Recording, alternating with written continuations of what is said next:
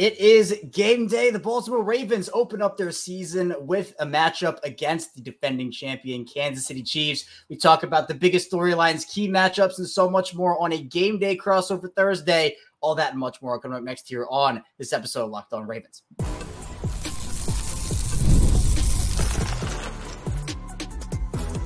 You are Locked On Ravens, your daily Baltimore Ravens podcast. Part of the Locked On Podcast Network, your team every day. Welcome into another edition of Locked On Ravens, your daily Ravens podcast. I'm your host, Kevin Ostreicher of Ravens Wire, here with you on the Locked On Podcast Network, your team every day. Thank you so much for being here, making Locked On Ravens a part of your day and your first listen. Each and every day are free and available for you, all podcasting platforms. So video form on YouTube, audio form wherever you get your podcasts. We are here Monday through Friday, 6 a.m. Eastern time. We have a regularly scheduled content. We go live after every single Ravens game, piece of Ravens big news. We have a lot of Ravens content coming your way this season. We have game day episodes as well. And today's episode of Locked On Ravens is brought to you by PrizePicks on this crossover Thursday. The easiest and most exciting way to play daily fantasy sports. Go to PrizePicks.com/LockedOnNFL and use code lowercase LockedOnNFL to win $50 instantly when you play $5. You don't mean you're going to receive that $50 bonus either. PrizePicks, run your game. It is here. We have made it. The 2024 NFL season, 2024 Baltimore Ravens season officially kicks off tonight. The Ravens and the Chiefs matching up at Arrowhead Stadium. Really appreciate everybody who was here. Again, if you're a Ravens fan, if you're new to the channel, if you like 5 days a week of Ravens content, I would love it if you would hit that subscribe button. Or if you are an audio listener, I'd love if you could hit that follow button as well. We have a lot of Ravens content coming your way this season. Today, we're not doing our game day episode where, again, we'll do those on Sunday mornings because game day is today on Thursday. Put in an episode anyway on Thursday. And that means Chris Clark of Locked On Chiefs will be joining us to be talking about the game, biggest storylines, key matchups, predictions. So without any further ado, let's get into our conversation with Chris Clark. Well, this is a game day episode for both of us. Chris, obviously the Ravens and Chiefs opening up their season today in Arrowhead in Kansas City. They're defending it 2-time Super Bowl champions back-to-back and 3-time total for that Chiefs team, going up against the Ravens in an AFC Championship rematch. I think this is the game that everybody wanted to see happen in the opening game of the season. How are you feeling about this one? I feel really good about it right now. I think it's, other than not having Hollywood Brown, you got to feel pretty good with where Kansas City is. I think it's their offense is going to be better than it was last year. We're going to get into that when we get into the biggest storylines. But I feel really good about this game right now. I think the team looks focused, and they are all about this season. Everything about last season is gone. They don't want to talk about last season. They don't want to talk about three-peat. They just want to talk about what they're going to do this year and how they're going to attack teams this year. And the Ravens are the exact same way. Their media availabilities and what they have said, obviously, they are of the mindset of, look, last year was disappointing what happened in Baltimore here, but the Chiefs are in the way of the Ravens right now, much like the Ravens are in the way of the Chiefs right now to a 1-0 start for both teams. You know, Kansas City last year coming off of their Super Bowl loss to Detroit in the opening game, and that's going to be maybe the Chiefs do, maybe they don't, but the Ravens have an opportunity here to get off to a fast start, much like the Chiefs do. But let's start with the Ravens, Chris, as we go into some biggest storylines for them. First, we'll talk about Chiefs in the second segment. The biggest storyline for the Ravens coming into the game offensively, there are a lot of them. Obviously, Lamar Jackson is a big one, but protecting Lamar Jackson is going to be a big thing for Baltimore. The Chiefs have a pretty vaunted defensive front, obviously led by Chris Jones, George Karlaftis, and friends. The Ravens lost 60% of their starters on the offensive line. Kevin Zeitler is now in Detroit. Morgan Moses and John Simpson both with the Jets.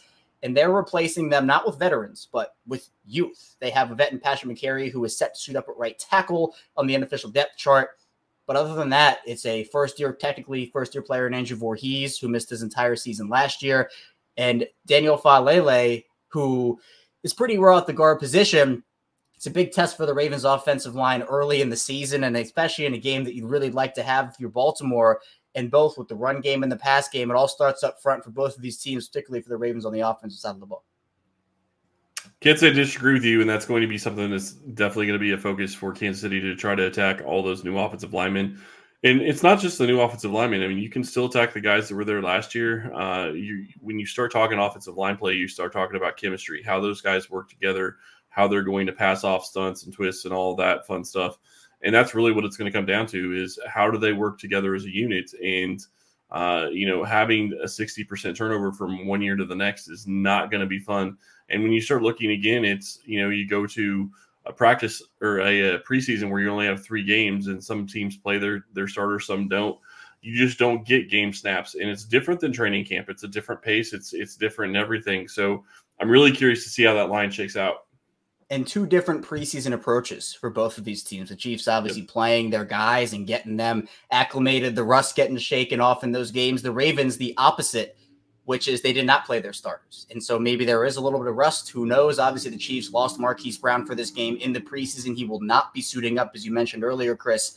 But the other part of this for the Ravens offense is Derrick Henry is the new addition, but the heavy personnel looks the Ravens could bring out against this Chiefs team.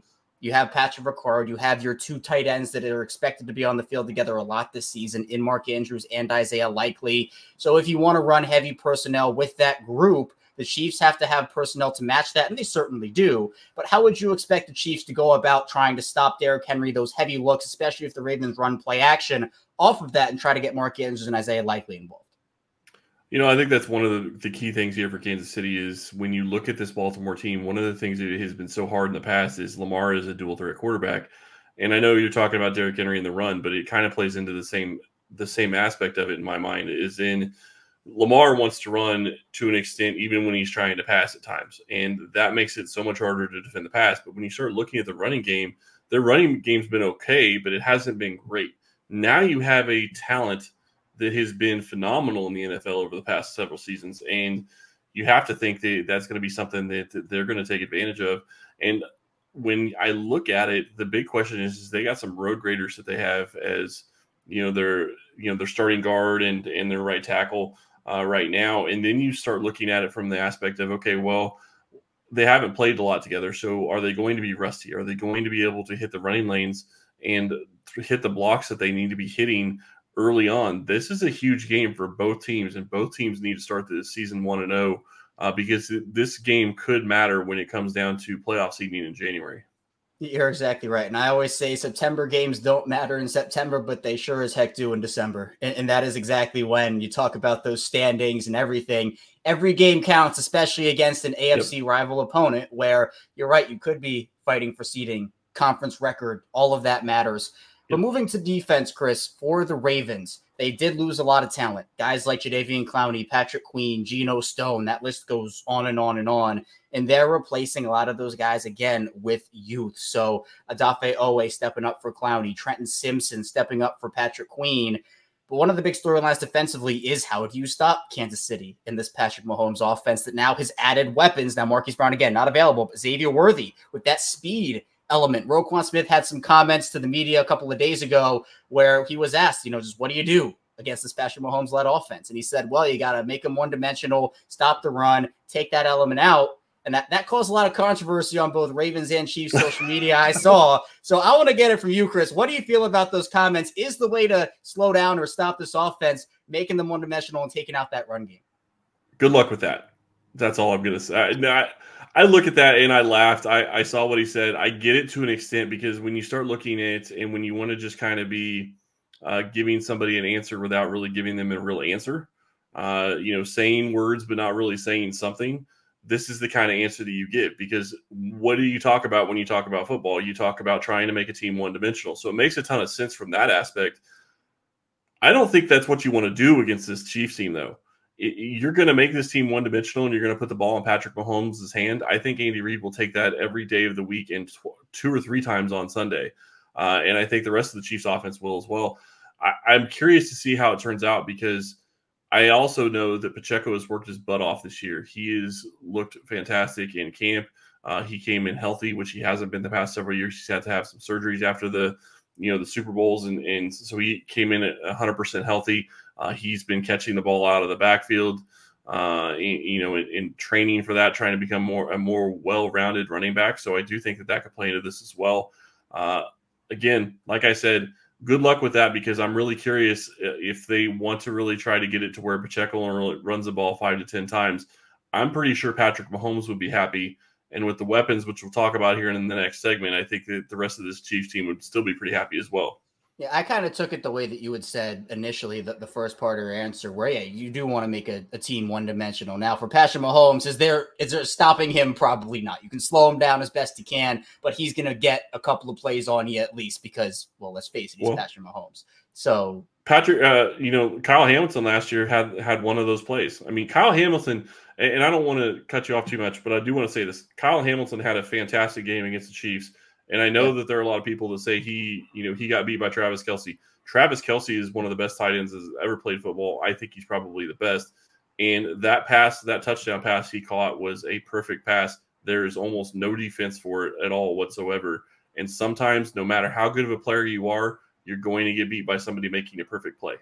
Yeah, I would rather, hype up the play itself and say, yeah, that was a heck of a throw, heck of a catch, than rag on Kyle Hamilton for it, because Hamilton was in pretty much perfect position, but Mahomes just made a better throw against perfect position. And that's the type of player Mahomes is. We all know that. So, again, you can try to make the Chiefs one-dimensional and try to slow down Patrick Mahomes. The defense for the Ravens certainly has a lot in front of them, especially with first-time defensive coordinator Zach Orr now at the helm instead of Mike McDonald. Coming up in the second part of the show, we are going to be flipping it over to the Chiefs side, talking about the biggest storylines offensively and defensively. So stay tuned for that. We have a lot to get to on this crossover Thursday edition of both Locked On Ravens and Locked On Chiefs.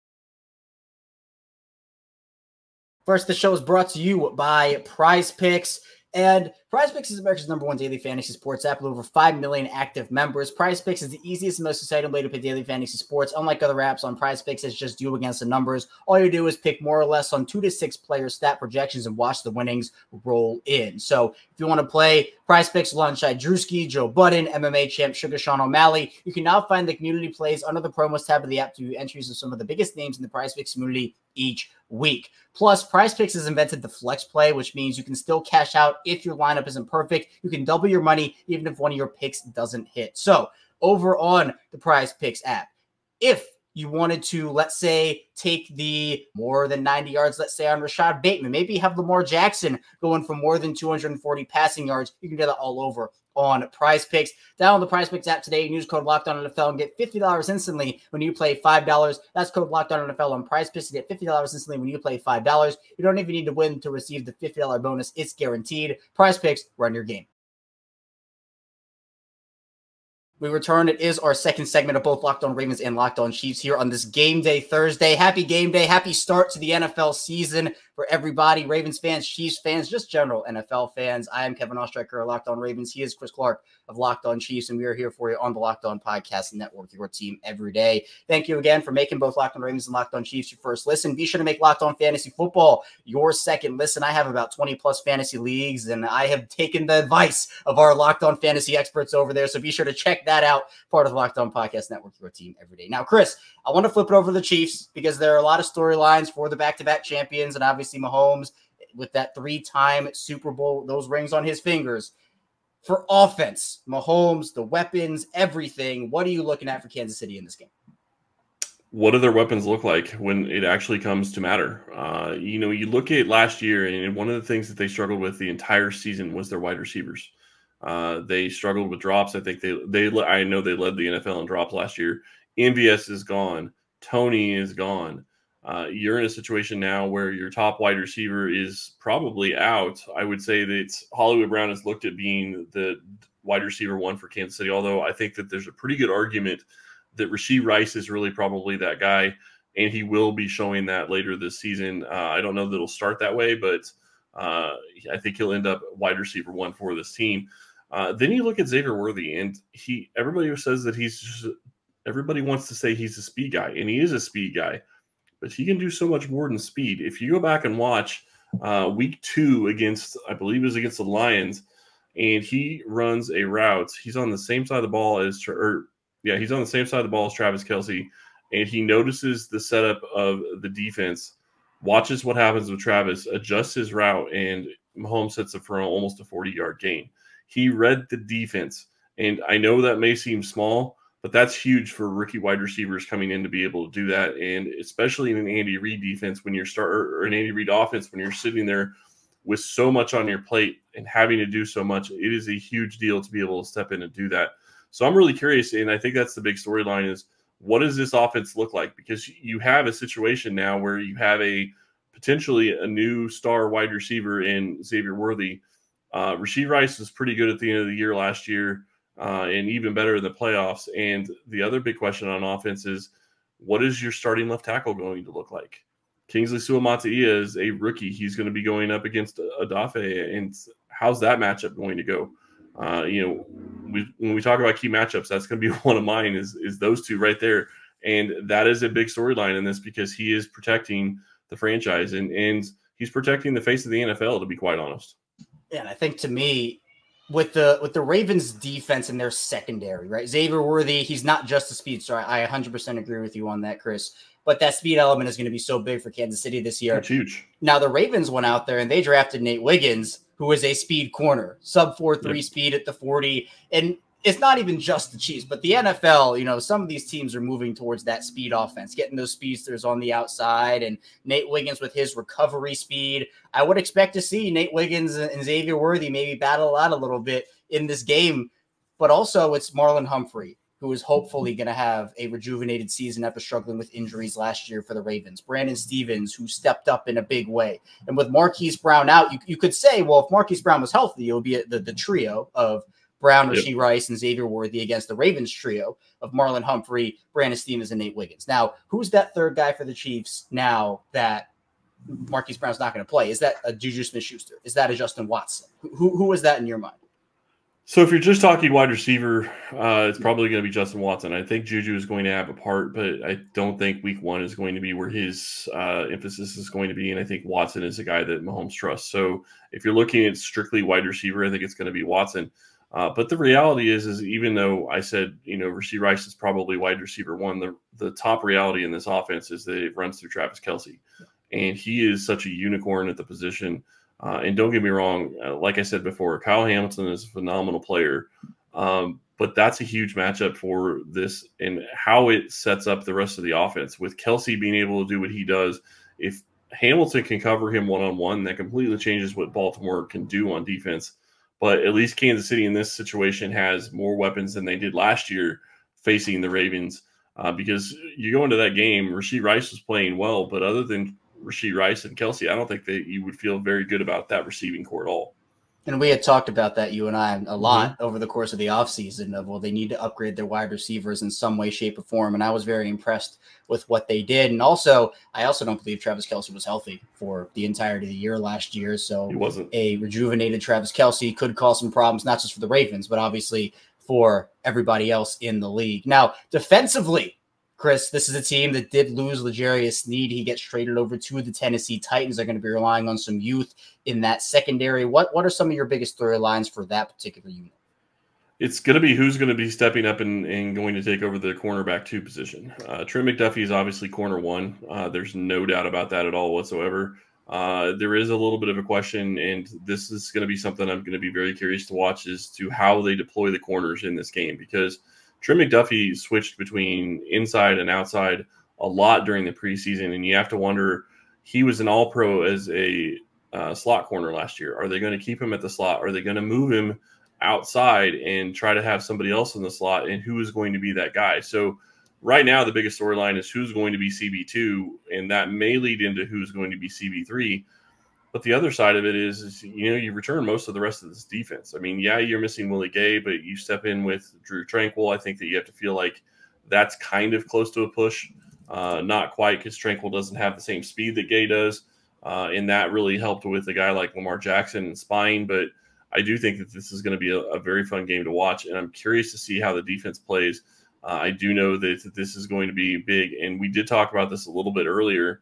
When you start looking at Derrick Henry, you have to be able to stop the run. And I think that's one of the reasons why Kansas City has a guy like Mike Pennell on this roster right now. And if you go back and watch the Super Bowl, Mike Pennell actually took Trent Williams one-on-one on several plays and took over and took care of what needed to be done. And that is something that doesn't happen to Trent Williams very often.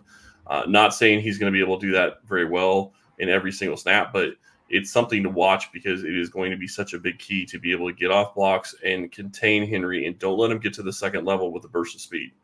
Yeah, and you mentioned stopping the run, and obviously that is one of the things that the Chiefs were able to do to prevent the Ravens from winning the AFC Championship game, but also that was majority of the Ravens just didn't run the ball, and they kind of played into what Steve Spagnuolo did. So they stopped the run, not by literally stopping it on the field at times, but Steve Spagnuolo stopped it himself by baiting the Ravens into certain looks and making them do certain things, and it was a chess match that obviously Steve Spagnuolo won against that Ravens offense. And I think now with Derrick Henry in the picture, could it be different? I mean, I would hope they don't run the ball 6 times with Derrick Henry. That would be would maybe even be worse than what happened in the AFC Championship game. Obviously, accept the stakes. But what do you think the Chiefs will do to try to combat Derrick Henry, not just with what you mentioned earlier, but in terms of making sure that they have to get one-dimensional, much like we kind of talked about in the first segment with the Ravens? I think that they're going to bring in some power, and I think that you have Chris Jones maybe line up at the end a couple of times. George Karlaftis is going to be your defensive end to an extent. And then you bring in a guy like Derrick Henry and Mike Pennell on those downs where you think they're going to be running the ball, and you get 2 run stuffers in the middle of the defense. They also brought up a kid from the practice squad that I think will be active this game, that I think is going to help them and give them a little bit of extra, meat in the middle. This is going to be something where they're going to have to keep their defensive tackles as fresh as they possibly can. And while I would understand that they wouldn't necessarily want Chris Jones on the outside very often against the run, I do think that in some instances, in certain downs, that may be what they want to go with, because he can play defensive end to an extent, and he can play it well enough to be able to stop the run in that regard. And you need as much power as you can on the field to be able to bring Henry down. And like I said, if he gets to the second level, it becomes a much bigger issue. The Chiefs have great linebackers, but hitting Henry as a linebacker at the second level, and if he gets to the DBs, that's even worse. Yeah, a lot of storylines for these two teams, a lot of keys. And coming up with the final part of the show, we're going to be getting into predictions and what each team needs to do to be able to take this one from the other and start off 1-0. So be sure to stay tuned. We'll be right back here on this crossover Thursday edition of Locked On Ravens and Locked On Chiefs. First, this episode is brought to you by LinkedIn. When you're hiring for your small business, you want to find quality professionals that are right for the role. That's why you have to check out LinkedIn Jobs. LinkedIn Jobs has the tools to help you find the right professionals for your team faster and for free. So for me, I've had a ton of great experiences over on LinkedIn, whether it's finding jobs, networking, connecting. LinkedIn has it all. And LinkedIn isn't just a job board. LinkedIn helps you hire professionals you can't find anywhere else. Even those who aren't actively searching for a new job might be open to the perfect role. They give a month over 70% of LinkedIn users don't visit other leading job sites. So if you're not looking on LinkedIn, you're looking in the wrong place. On LinkedIn, 86% of small businesses get a qualified candidate within 24 hours. Hire professionals like a professional on LinkedIn. Post your job for free at LinkedIn.com/LockedOnNFL. That's LinkedIn.com/LockedOnNFL to post your job for free. Terms and conditions apply. We're back here. Locked On Ravens, Locked On Chiefs. Game day. Kevin Oestreicher, Locked On Ravens, still here with Chris Clark of Locked On Chiefs as we get ready for the NFL season opener here on the Locked On Podcast Network, your team every day. Again, be sure to hit that like button and subscribe button to both Locked On Ravens and Locked On Chiefs for your 5 days a week of Ravens and Chiefs coverage, video form and audio form. We are here for you wherever you decide to consume our content and get your podcast. Now, Chris, we're going to do a bunch of predictions, but also we'll start with the 3 most important things that each team has to do in order to win this game. So as the away team, I'll start this one off. I'll list 3, and then we'll get into it.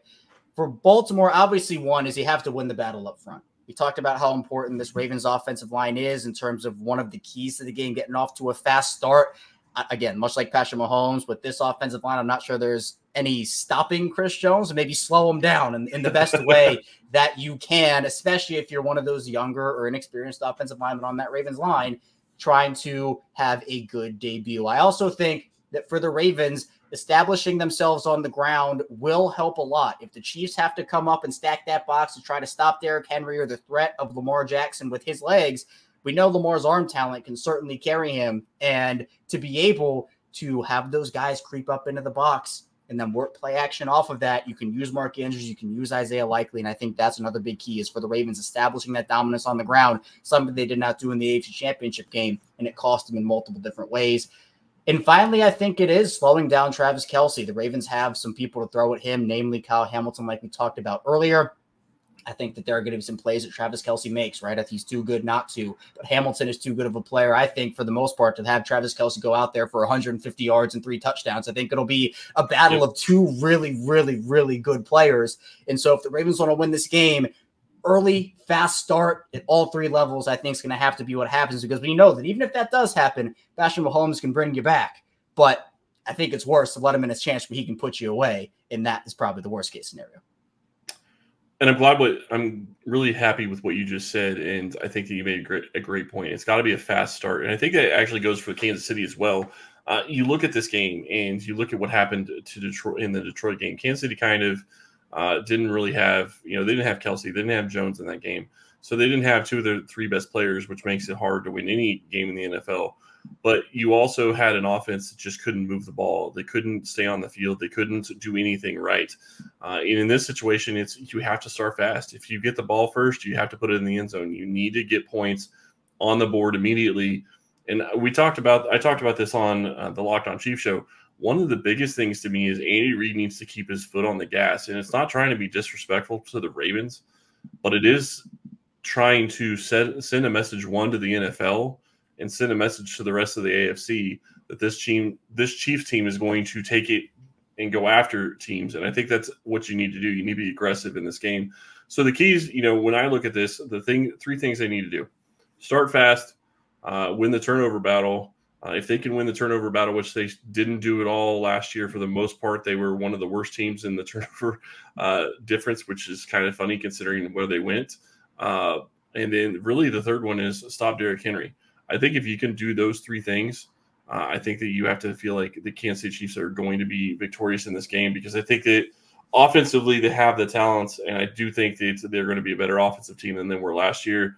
And one of the things that you talked about earlier as well is the Chiefs played their offense and their defense in the preseason. So they got some snaps. They got some rust off, and I do think that could make it a little bit of an advantage to Kansas City as well. Yeah, and I think that it is interesting kind of how teams have approached the preseason in recent years. Yep. And Baltimore obviously has dealt with a bunch of injuries in the preseason, and big ones like J.K. Dobbins tearing his ACL back in 2021, which I'm sure is factored into that. But teams do it differently. And it's really a case study between two very different things. And then you're in a situation where you have to wonder if, because they didn't do, they didn't play their team in the first or in the preseason games, are they going to come out stagnant in the first game? Are they going to come out a little rusty? Are they going to come out and be as crisp as you would wish them to be, because they haven't had that kind of, experience this year? And everybody says it, and I know a lot of people don't believe it, but there is a real difference between practice and game when it comes to speed. So something to watch there. Yeah, risk reward for all these teams. And again, everybody does it differently here. But Chris, let's get into some predictions for both of us. And of course, predictions here, we got to go back and look. This episode of Locked On Ravens and Locked On Chiefs, it is brought to you by PrizePicks, the easiest and most exciting way to play daily fantasy sports. Go to PrizePicks.com/LockedOnNFL. Use code lowercase LockedOnNFL to win $50 instantly when you play $5. You don't even need to win to receive that $50 bonus. PrizePicks, run your game. Predictions. I'll start since I'm the away team. I think, to me, there's a lot of built-up emotion for both these teams. Obviously, the Chiefs and the whole reveal, the back-to-back Super Bowl championships, and the ceremonies that go with that, and trying to get off to a fast start, especially, look, they were in this position last year. And like I mentioned, and you mentioned as well, they lost to Detroit in that fashion. Now, again, the fashion was a little weird how they lost, but again, some of those players not on the team anymore, mainly Kadarius Toney. But I do think that the Ravens, they've said all the right things. They've said, look, this is a new year. We're looking forward. We're looking ahead. I'd be pretty shocked if there wasn't any bit of, man, we really wanted it last year and we couldn't get it done. Now, my opinion on the whole revenge thing is it can't be regular season revenge. It's not a revenge game. The revenge would come in the playoffs, if anything. And even then, you're not getting that 2023 championship game back. But I think Baltimore comes out fired up. I think they're going to have some rust. I would agree with you. I don't think it's going to be sunshine and rainbows for 4 quarters, especially not against a team like Kansas City, who you have to bring your A game against. But I'm going to say it is, at least from the final score perspective, I'll go 26-23 Ravens is my final, in a close game that really comes down to the wire. And honestly, it might come down to a Justin Tucker or Harrison Butker field goal at the end. I wouldn't be shocked if that were the case. Yeah, and I can see that, and I'm going to go a little bit higher of a score. I'm going to go 34-28 Kansas City, and the reason I'm doing that is because when I watch Kansas City in the past, it's a question of, can their defense be good enough? And when you look at what they're going into without L'Jarius Sneed this year, without knowing who CB2 is, and having a couple of different questions on the defensive side, I think that they're going to be giving up points in this game. But I do think that their offense has shown enough and has been connected enough at training camp that it's going to be something that they're going to be able to go out there and score a lot of points. Yeah, and part of it to me too is, the reason why I went lower scoring is the fact that I do think Zach Orr, in his first ever game as defensive coordinator for the Ravens, this defense has a lot of chess pieces and playmakers, much like the Chiefs offense does. I think that we might see something a little similar to what happened in the AFC Championship game, where the Chiefs get off to a decently fast start, but then the Ravens defense kind of reels it in. The Chiefs did not score a point in the second half of the AFC Championship game. It was really the Ravens offense that could not get it going and allowed Kansas City to sneak out of there with a win. And the Chiefs obviously made big plays throughout the game. But maybe we see something similar where Mahomes gets the better of Zach Orr, and Andy Reid gets the better of Zach Orr for that first couple of quarters, and then we see the defense kind of start to dial it in a little bit. And with the offense for both teams, again, you can't make mistakes as a defense or else they will absolutely make you pay. Chris is great, and I'm hoping for a great game in Ravens Chiefs, this opening battle between the two teams, both hoping to start off 1-0 on the year.